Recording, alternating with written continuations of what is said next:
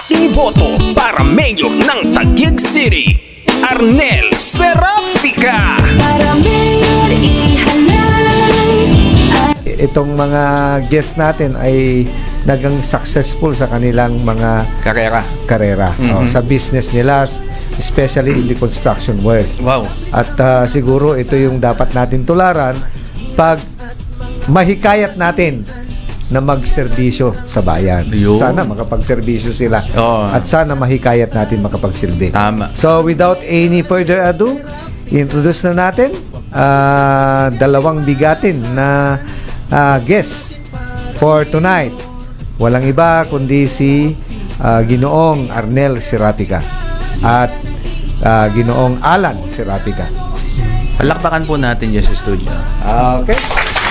Magandang gabi po, Kuya Arnel at Kuya Alan. Magandang gabi po sa ating lahat sa DWS. Salamat po at kami po ay naimbitahan dito sa Panginoon Diyos at sa mga ating mga manonood at ating mga tagapakinig. Magandang gabi po sa inyo lahat, Kuya Jerry at kay Kuya Jopi. Good evening po sa lahat. Okay, Kuya Arnel, any words? Magandang gabi, Kuya Jerry and Kuya Doc Jopi, at siyempre sa lahat ng mga nanonood ngayon at nakikinig sa ating DWIC. Good evening po at siyempre especially sa aking mga kasama sa Taguig. Taga-Taguig po kayo? Yep. Okay. Pero kakaiba yung name nyo po eh. Saan ba nanggaling po itong Serafica? Opo. Palagay ko ako na dapat ang sumagot niya. Ako naman mas panganay sa'yo. No? Actually, kukunti ang Serafica po sa Taguig. No? Kami, ang Serafica talaga, yung aming late Juan Serafica, yung aming ama, Opo. taga Talim Island, Binawan ng Rizal. Opo. Taga rin po siya. At yung talagang taga-Taguig po dyan, yung aming ina na si Leonides Mindiola Sanga. Yan po ang lahi niya sa lahi namin sa Taguig. Maraming Mindiola, maraming Sanga sa Taguig. Saan po banda yun? Yung sa Tipas, sa Ligid Tipas, Taguig City. So, sa layo ng lugar na yan, nagkatagpo ang aming magulang, pero doon sila nanirahan sa Isla Talim, sa Malakaban, Binawan ng Rizal. At doon kami pinanganak ng magkakapatid. Opo. Doon kami nag-elementarya at sa totoo lang po, maikwento ko lang siguro, pwede po. Alam niyo po ang Malakaban, Talim Island, walang kuryente nung panahon na yon. Wala ko kaming kuryente noon, walang Manila Water, poso lang po ang aming well, parang at bago kayo makarating sa amin noon, kailangan makikay ng bangka ng mga 1 oras at kalahati para kayo makarating sa aming baryo. Okay. Doon po kami rin at hindi ko malimutan, pagdating ng alas 6, si tatay yung sisipol na yan, susudod na yan, at sabi, oras yun na, ay kayo yung magdasal na. At ako leader, pagdadasal. Ngayon po, anong mga kaunlaran kung meron po man sa Tipas ngayon? Medyo, may mga struktura na po ba? Sa Malakaban po ba? Sa isla? Opo.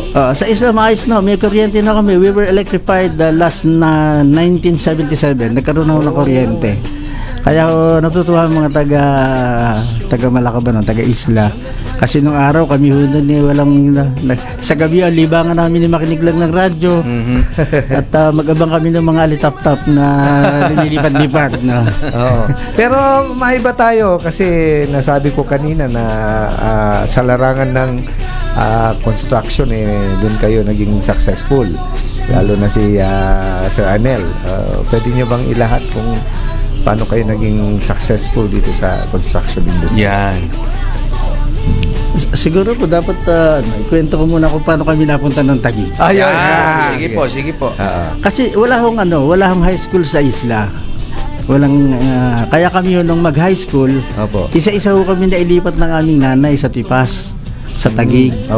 Nakitira ho lang kami sa aming bahay, sa bahay ng aming tiyuhin. At dyan po kami nag-high school sa Taguig.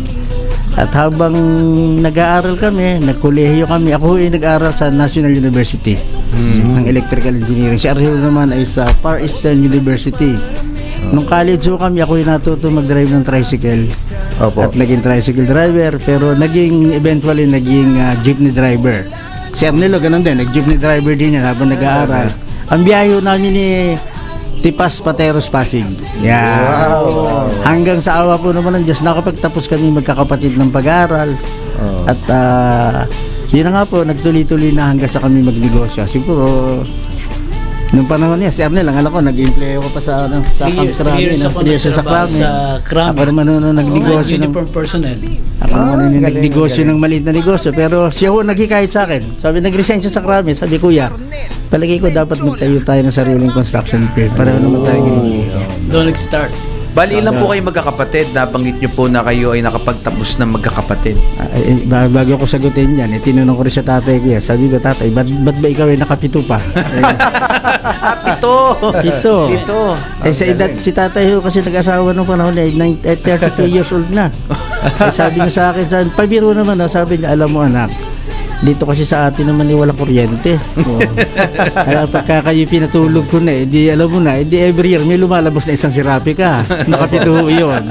Ako yung pangalawa, si Arnelo pang-apat pa sa Serapika. So, yun po ang nag-istorya. So, in short, you were born, raised, and until now, nasa Taguig po kayo? Yes, hanggang ngayon. So, siguro naman, kapisabi niyo po, lahat ng barangay ng Taguig? Yes, ako natin lahat yan. Oo. Ngayon, parang nababalita ko, may latest development na nangyari sa Taguig. Medyo segue lang tayo ng konti. May nadagdag na 10 barangay. Tinatawag nun MBOS. Yeah.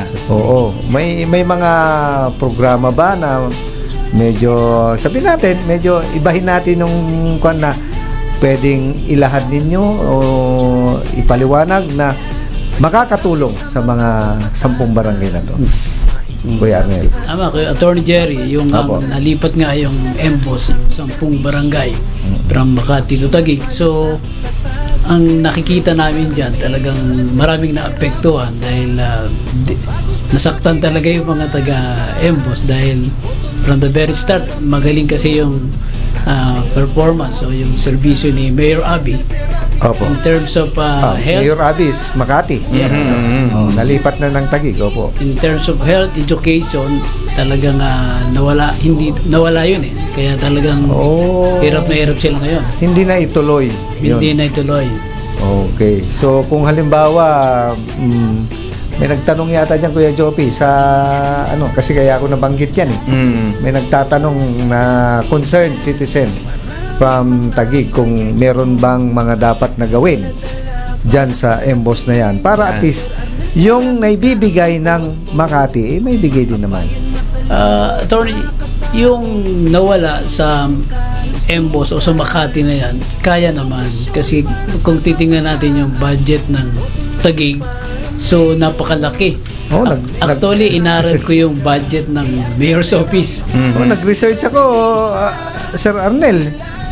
Ang budget nyo, umaabot ng 6.7. Mayor's Office pa lang yun.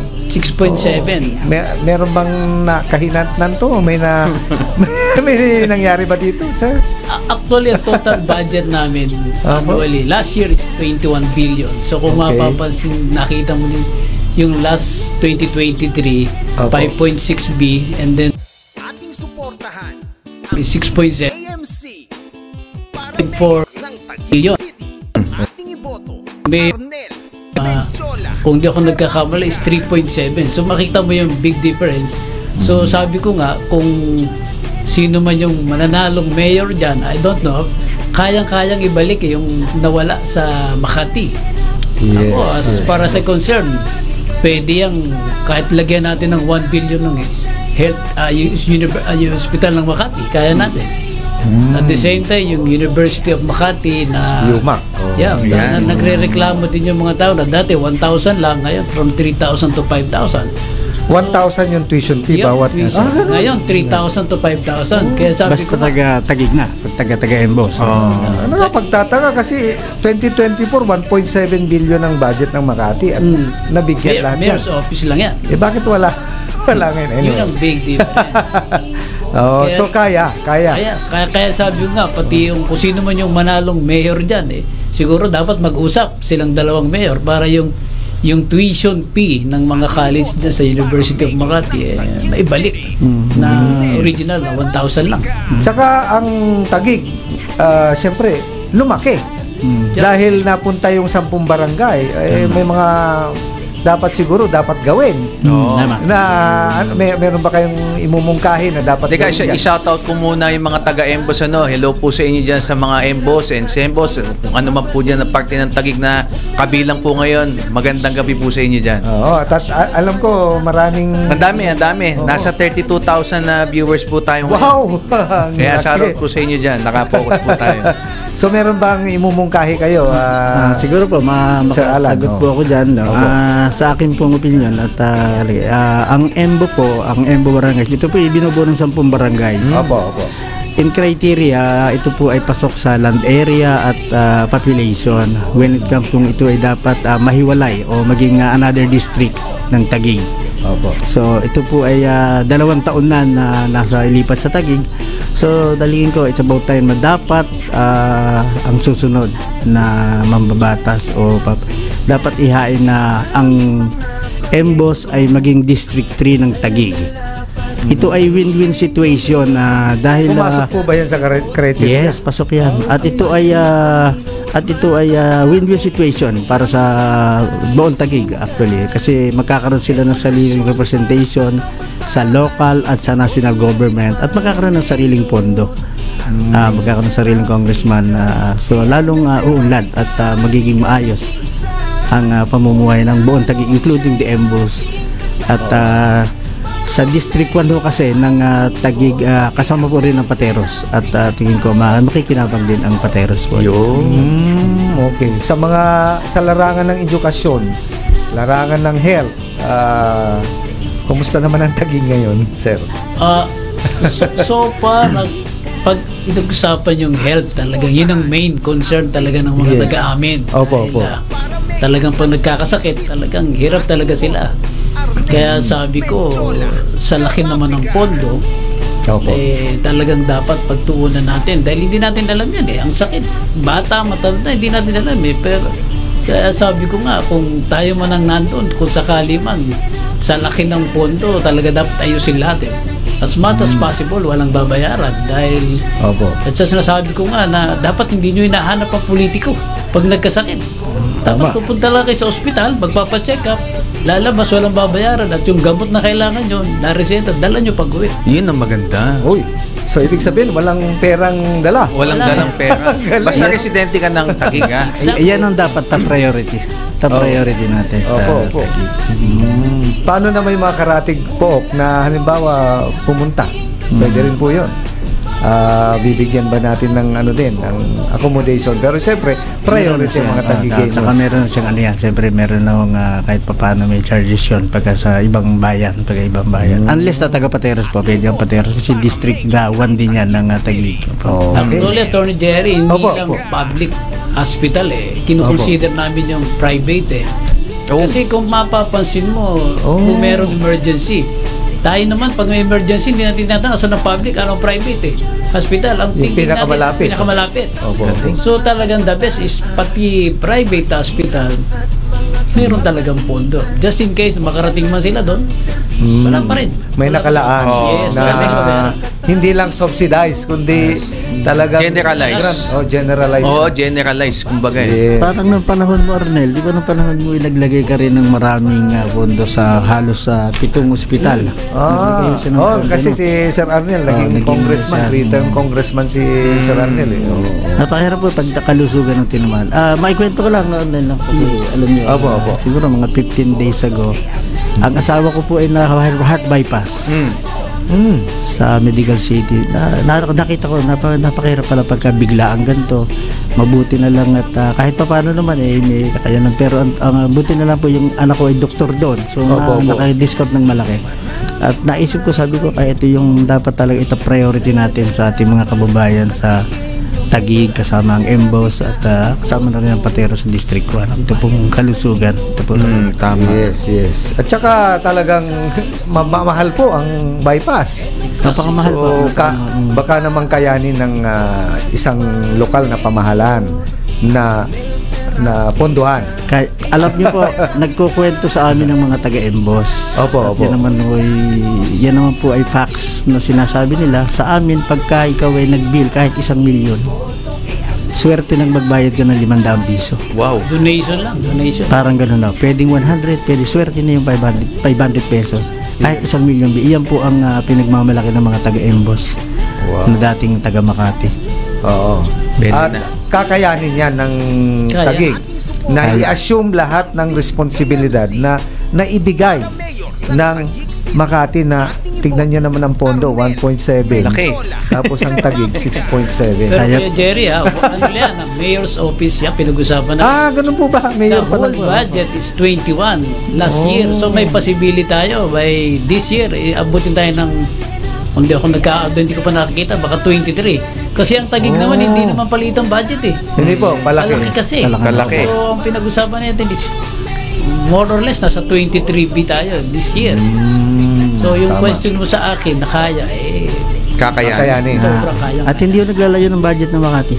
Hindi naglalayo. Oo. Halos sa parehas na Tapos nakamalaki. may tanong din dito na dami kasi nagtatanong. Kaya nga. Pipiliin ko na lang. Sige. Sinabi nila kasi dito na may mga barangay pa sa Taguig na wala pa yatang allocated budget o hindi pa naka-allocate. Tama po ba yun? Yan po yung ayan po kasi mga yung na-split na barangay. Kumbaga, Okay, 10 barangay yan sa Old Taguig. Yan sa original Taguig na more than a decades na hanggang ngayon ay wala silang IRA from the national government. I mean the Internal Revenue Allotment po sana. So ito po ay tungkulin ng mambabatas na Opo. maihain at magkaroon sila ng sariling IRA. Ito po. Isipin mo, walang ira. Nung panahon ni Abdel, ang alam ko, inihain niya. Actually, attorney, nung time Opo. namin, in-sponsor na rin namin yan yung para nabigyan ng budget yung mga barangay na yan. Yung na-split. Nakarating na kami sa Newly sa created. Senate, Kaya lang, Opo. hindi inabot na nung yung next Next administration. Yes. At hindi tinuloy. Hindi na natapos. Yun ang masakit, oo. It's your turn. Sana matuloy ito sa itong susunod na panahon, mga susunod na panahon. Dapat to yung mga... Baka meron kang tanong dyan, Kuya. Hindi, nagtatanong si Romnick Roaquin De Leon ng Pasig City. Tinatanong niya kung ano naman daw po ang mga original na barangay ng Taguig. Ang original na barangay ng Taguig sa District 1 kailangan ba isa ko? Bagong Bayan, Lower Bikuta, New Lower, ito yung newly created barangay. New Lower, Hagunoy, Bambang, Wawa, San Miguel, Tuktukan, Ususan, Kalsada, Santa Ana, Palingon, Ligid, Napindan. Yan sa District 1. Sa District 1 yan. Galing. Kabisado ni... Piling ko ito lilipat na siguro to ng Taguig Sa Pateros naman, 10 ang barangay. Yan, kahit maliit ang Pateros. Pero bayan po ang Pateros. Kasi isa lang po ang congressman ng Pateros at ng Taguig sa District 1. Kaya buwang kasi Pateros ay nakakasama. Ang distrito naman po, Ang distrito, I think, nasa mga... Tanyag, North Angari, South Angari, Central Signal, Central Bikutan, Upper Bikutan, Port Bonifacio, yung Pinagsama. So, yan. Opo, kasama na po yan yung BGC. Yun. Port Bonifacio. Western Bikutan. Western Bikutan, marami yung So all in all, 28 barangay yan. Originally 28. Oo. Sa kasi nalaman ko na kayo po ay may nasa larangan ng engineering. Oo. Ano naman po yung Iba pang kabuhayan. Hindi, yung parang mai-introduce na infrastruktura o Yan, oo, na maganda para sa Taguig kung meron man. Naikuwento nga po kanina na nag-umpisa kami ni Ernel sa maliliit lang. Maliit lang kami mag-umpisa na construction team. Maliit lang pero meron nagtiwala sa amin na Japanese firm. Opo. Ito yung Toyo Inc. Compounds Corporation. Okay. Binigyan kami ng pagkakataon at sinabi niya, itayo mo yung planta para sa akin. At kumari tapusin mo ito ng 18 buwan. Marami yun naman kaming tauhan nun. So kami ang pinag-design, pinag-site development, pinag-construct. pinag-operate at pinag-maintain noong planta. Okay. So dito po kami nagkaroon ng break at hanggang sa nairekomenda po kami sa iba't ibang bansa, sa Germany, Switzerland, sa London, sa Denmark, na kasi alam nyo kasi dito sa atin ang industriya, parang connected yung mga equipment na marami. Katunayan nga, ang construction industry, so kami ang nagtayo ng finishing plant niyan. Ako yung in charge sa electrical, si Arnel bahala sa mga civil works. Hanggang ngayon, may ginagawa kami sa kanya. Yun yung gumagawa ng carrier, mga carrier air condition. Ng Helvenator, yan. Yung Pilacor, kami din ho yan. Pilacor. Tapos yun yung gumagawa ng mga magwheels ng BMW, Mercedes-Benz, Rota Italia kung tawagin. Nasa Taguig pala Kami yung gumawa rin dyan. Nasa Paranaque. yun nung conception nasa ano yan, nasa Light Industry and Science Park sa Laguna. Yun naman ang isa sa Paranaque yun. Marami yung kaming nagawin doon. Gumagawa ng mga Daiichi speakers hanggang sa gumawa rin kami sa mga government projects. Yan. So dito, nagtuloy-tuloy na to. So ano yung mga may rekomenda nyo kung sino man yung mauupo na maglilingkod sa Taguig na mga infrastruktura na kailangan ng mga Taguigenyo? Meron po ba? Marami siya nila noong panahon niya. Marami tayo nabuksang kalye nun. Marami na rin nagawa namin. Yung time namin, sa congressman, marami na rin. At in fairness naman doon sa naupo dati din, marami din naman nagawa. So far, okay naman. Ang nakikita ko lang din talaga, dahil sabi ko nga, kami nakadikit sa Laguna Lake. So, ang naisip ko yung sport. Kasi pwedeng magbabado ng yung mga bangusdan para makapagtayo niya. Malaking trabaho din yan. Yes. Para mabigyan ng trabaho. Merong portion kayo sa Laguna Lake na Malaki. Sa C6 po yata mahabaw ang coastal road ng Taguig sa lalong Laguna Lake at napakagandang potential ito sa kahit nga yung tinatawag nating fishing port, pwede yung lagyan to. Lalo ngayon ginagawa yun. May parke pa po doon sa C6 ng Taguig, yung parang yung parke, yung may park doon ngayon na masarap na puntahan ng mga tao. Yes, meron parang maganda area na yan. Ayos. So siguro medyo ikat lang natin ng konti kasi merong break po tayo. Okay, time check po muna tayo. 7:26 ng gabi, magbabalik po ang Kapatiran para sa Bayan. Serapika, di ka nag-iisa. Mula noon siya'y ating kasama. Parang mayor ang iboto kay Arnel Serapika tayo sigurado. Para mayor ihalal Arnel Menjola Serapika. Para mayor ihalal Arnel Menjola Serapika.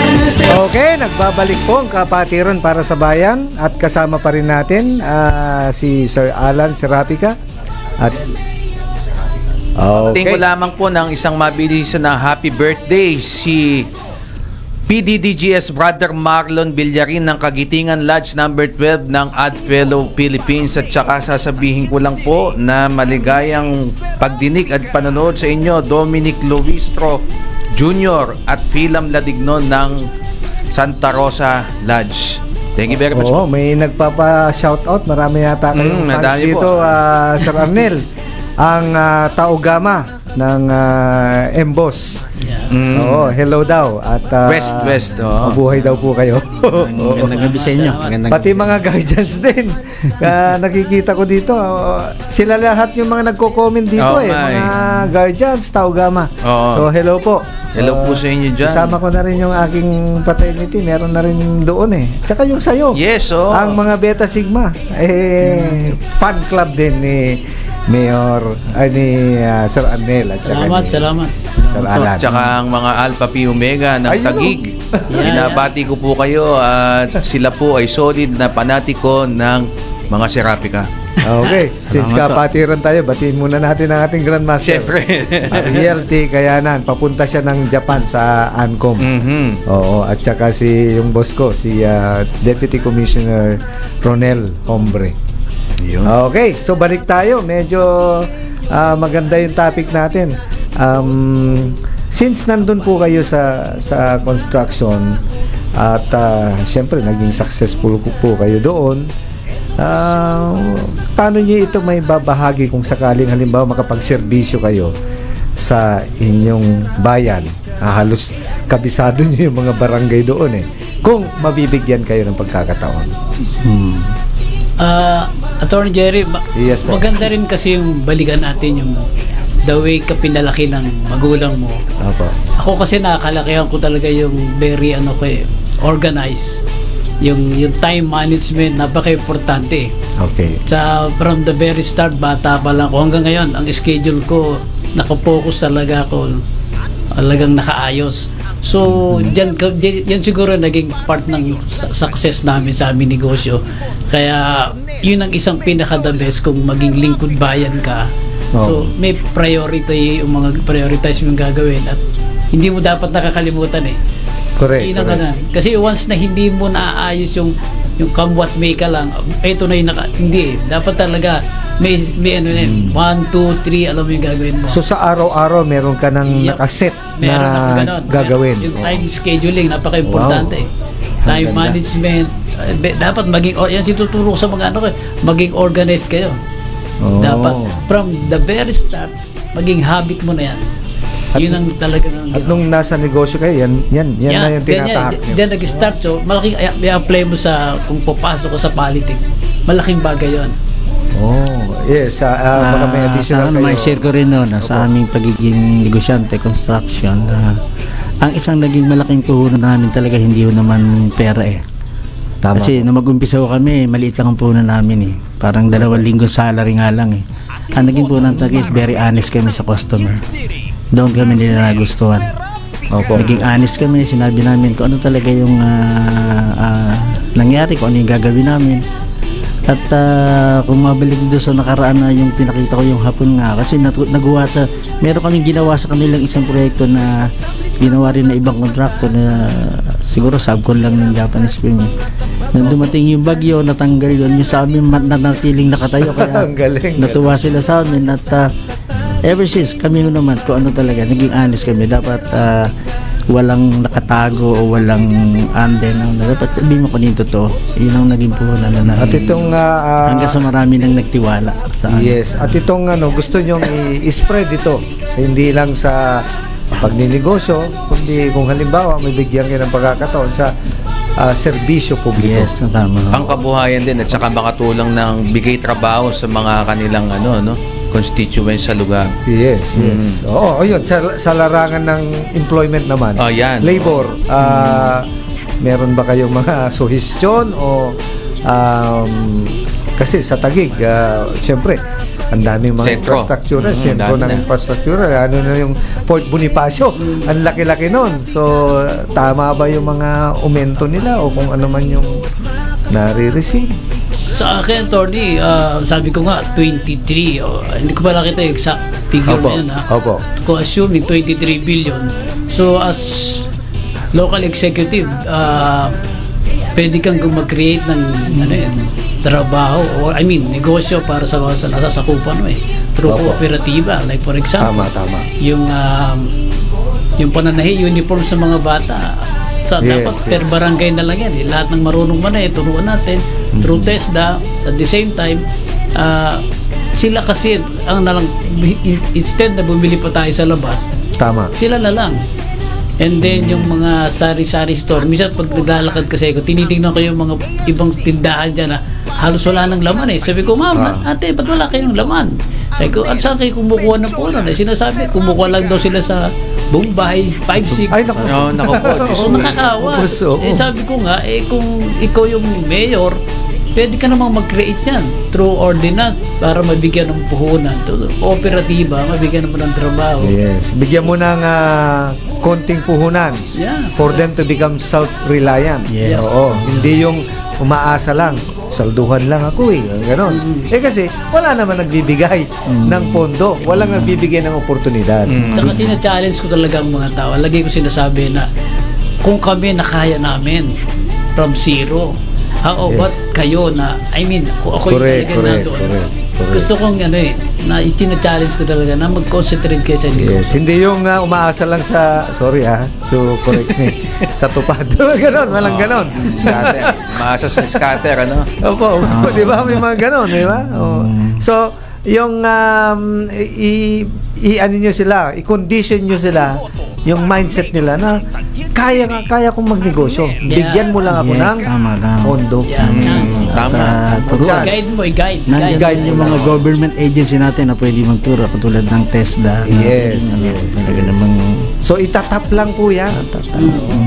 Which is siguro naman kung magbigyan kayo ng pagkakataon, gagawin niyo po ito. Nais nga namin din maglagay ng Yes, sir. Yes, sir. Siguro kung halimbawa makapaglalagay tayo ng isang malaking complex na multipurpose na ito ay convertible, no? Opo. In case of walang calamity or walang yung Disaster, disaster, Opo. gagamitin ito sa livelihood program. Ayun. Pagtuturo ng mga pananahe o gawain. Yung mga produkto na kailangan din ng bayan. Para nang ganoon, mayroong sustainability, mayroong tatanggap ng produkto.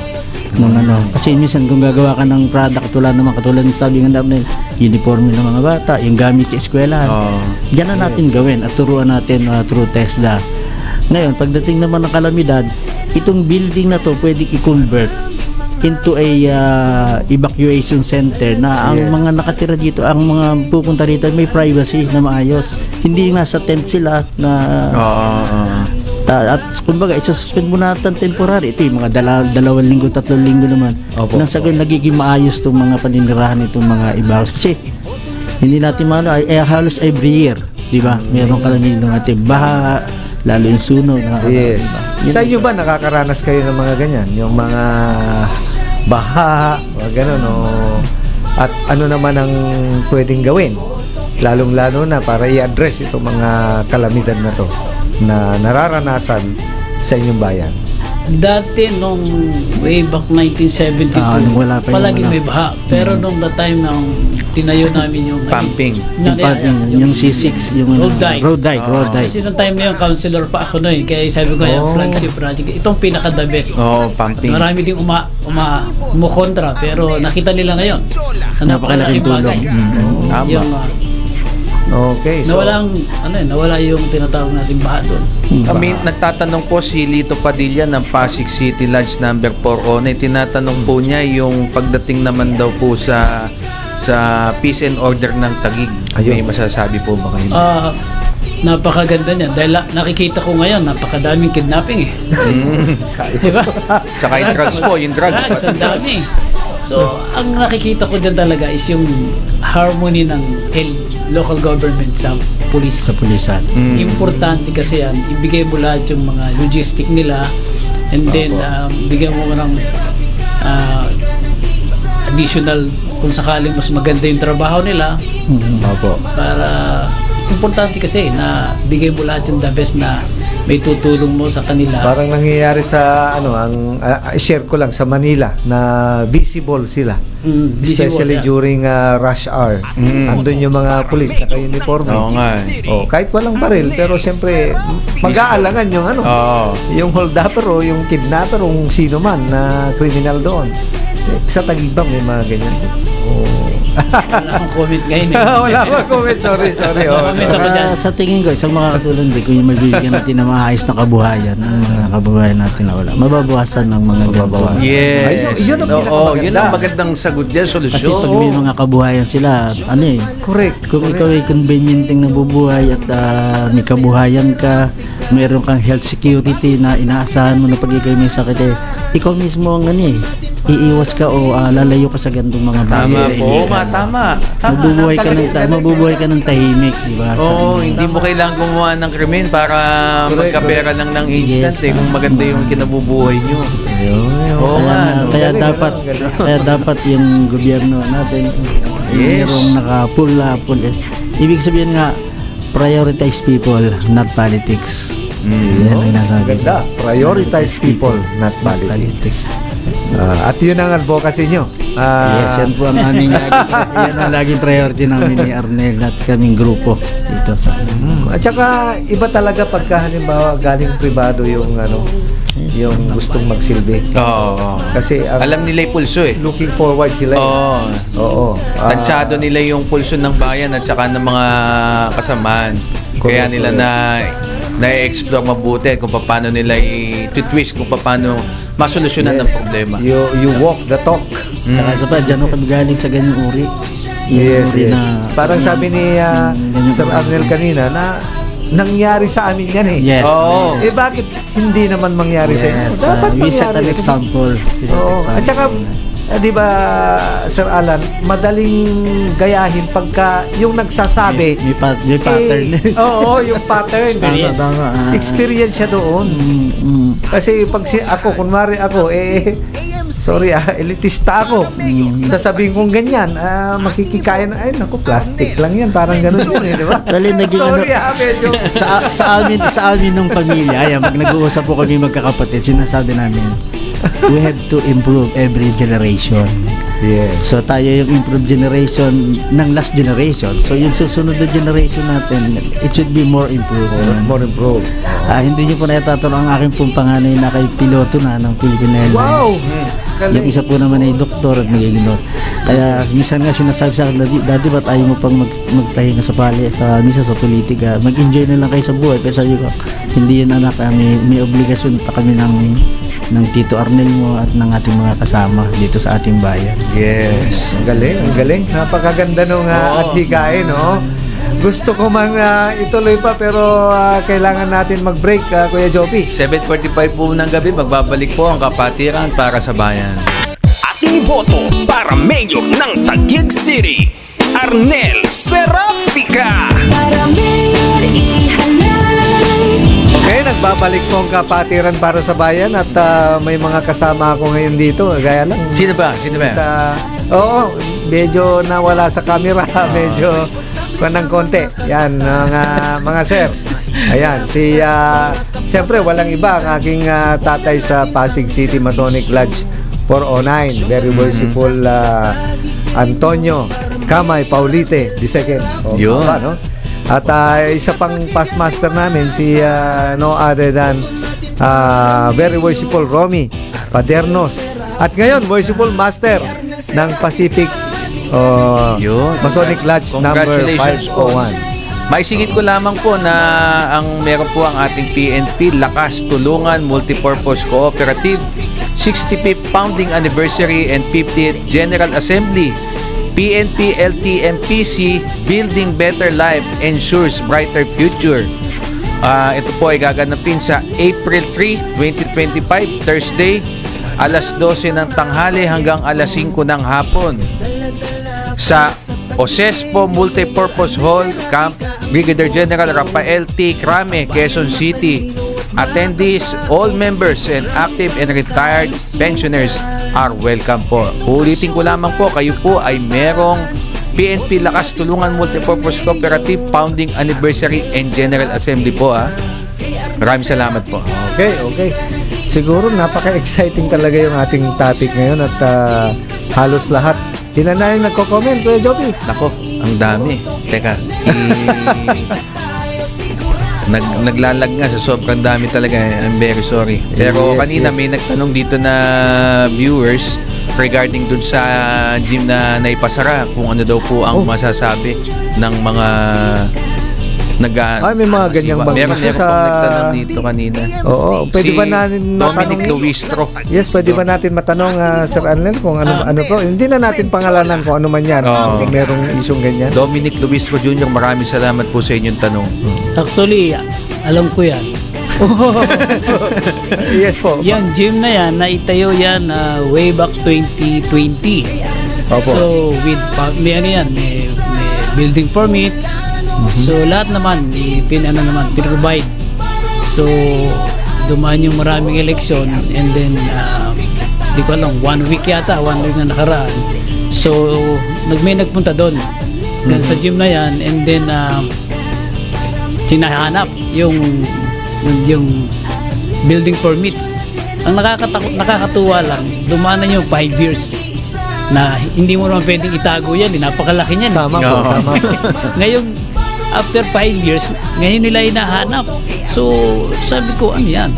Dapat, ang process niya, dapat sulatan mo, bigyan mo ng notice yung may-ari. Yes. And then, hindi ka pupunta doon sa area na wala yung may-ari, and then, wala nang sasagot sa'yo ng tao, tapos kakabitan mo ng foreclosure. Para naman, walang due process eh. Parang may something yung May ganyan issue. palang Ay, wala eh. Kaya sabi ko nga, actually ayaw ko mag-comment dyan, pero mapaganda, tinanong mo na rin.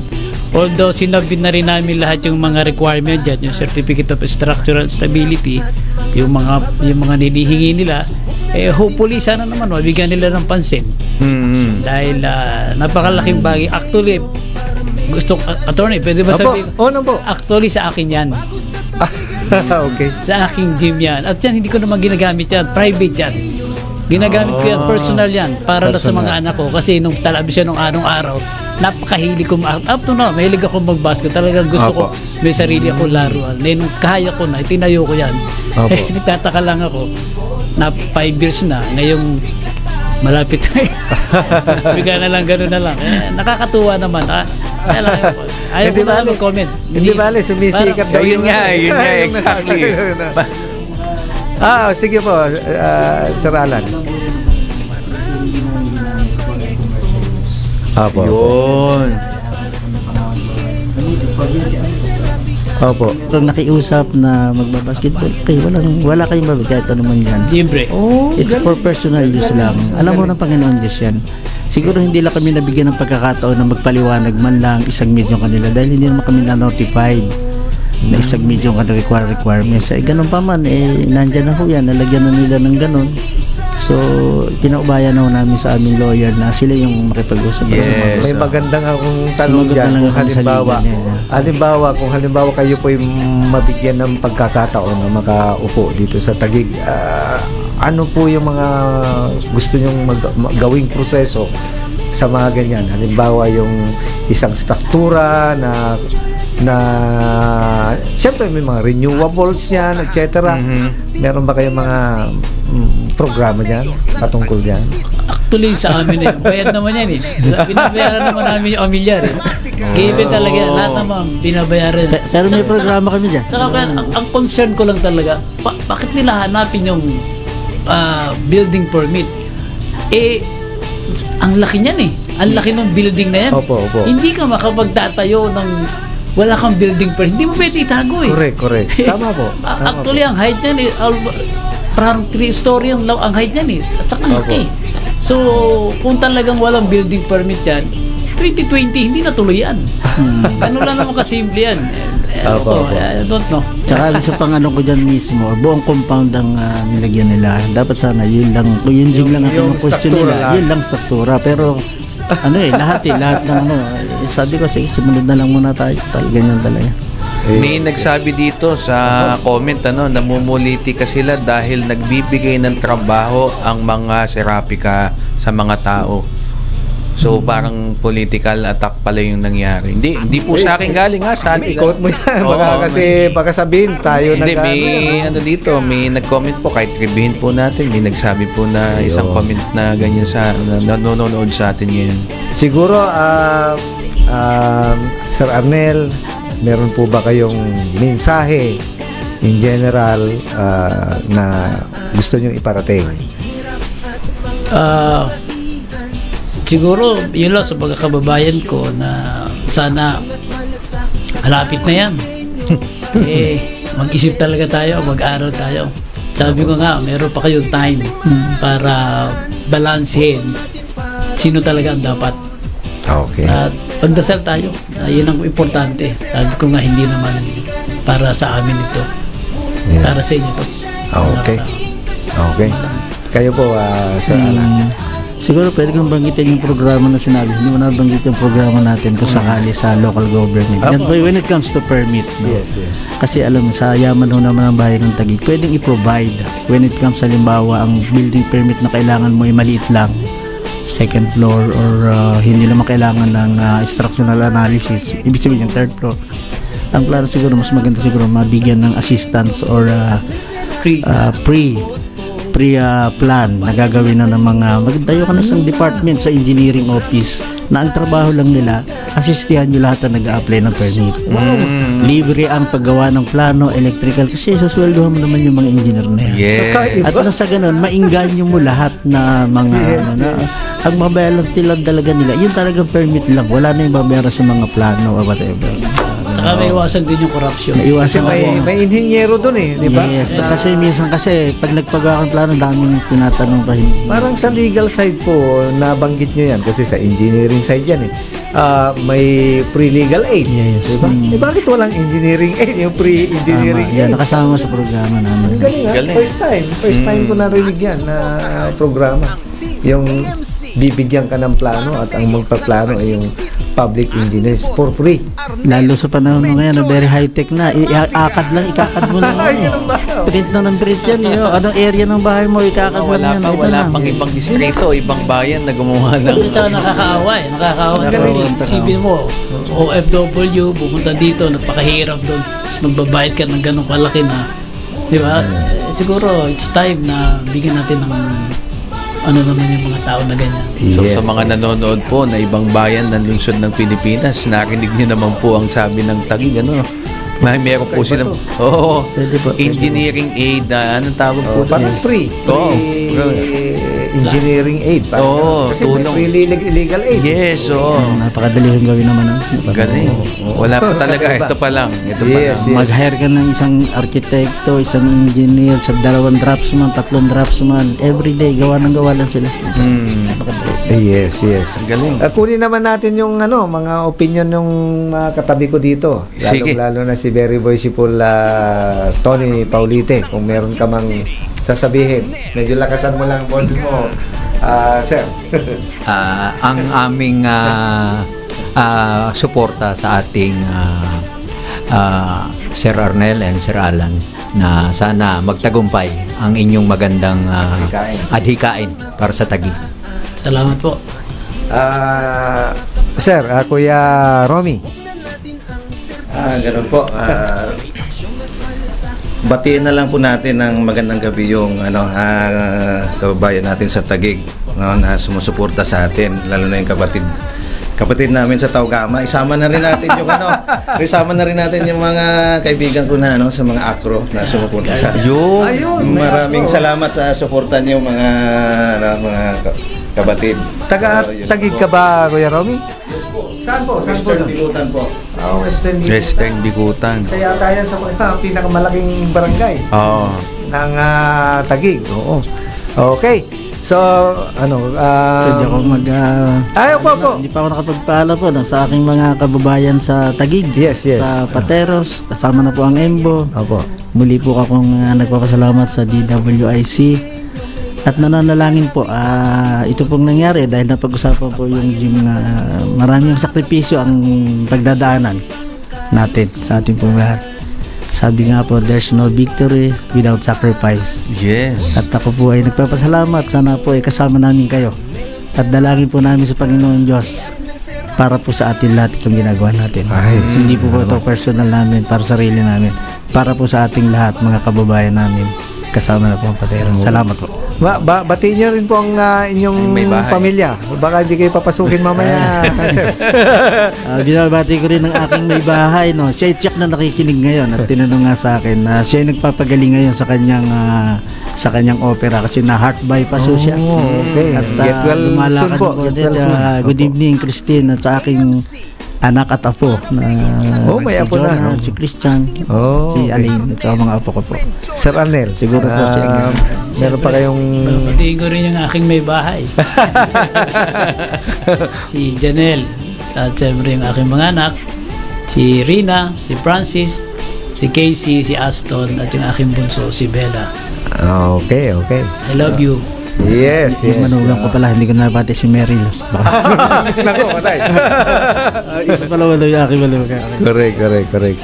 Kuya Romy, baka may babatiin ka. Hayo naman kay ating.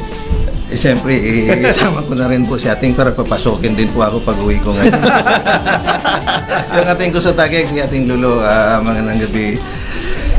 Yan lang po. Okay, congrats pala kay Kuya Romy. Siya ngayon ang just installed Voice Pool Master ng Pacific Masonic Lodge number 501.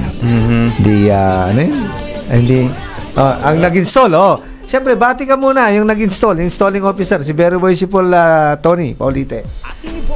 Thank you so much po. Binabati ko po yung ating mga kapatid sa Bagong Buhay Masonic Lodge number 17, sa Pasig City Masonic Lodge number 409, at siyempre ang ating Pacific Masonic Lodge number 501. Magandang gabi po sa inyong lahat. Yun. Idol ko to si Kuya Tony, very proficient to pagka nag-install Oo. Kuya Jopi. Sa mga nanonood po at nakikinig at nagko-komento po sa ating comment section, hindi ko po kayo maisa-isa at sobrang dami po, bumabaha po talaga ang kanilang pagbati at saka pagpugay sa Serapica Brothers. Talaga pong kayo po ay isang simbolo ng magandang magandang dito. Sila ay magandang ehemplo para sa bayan ng Taguig. Yes. Dami talaga, sobrang dami. They are the barriers of excellence that can be spread all over. Parang gano'n. Shoutout po sa aking pamilya na nasa labas ng bansa. Magandang umaga, gabi po sa inyo dyan. Okay, magandang gabi din para mapapasok din ako sa bahay. Hi kay Shane, Iya, and Emil. Okay? Magbabalik po ang Kapatiran para sa Bayan next week. To God be the glory. Maraming salamat po ulit. Next program po, Pangga Ruth Abaw live with Pangga Nika Abaw. Ating iboto para Mayor ng Taguig City, Arnel Serrano.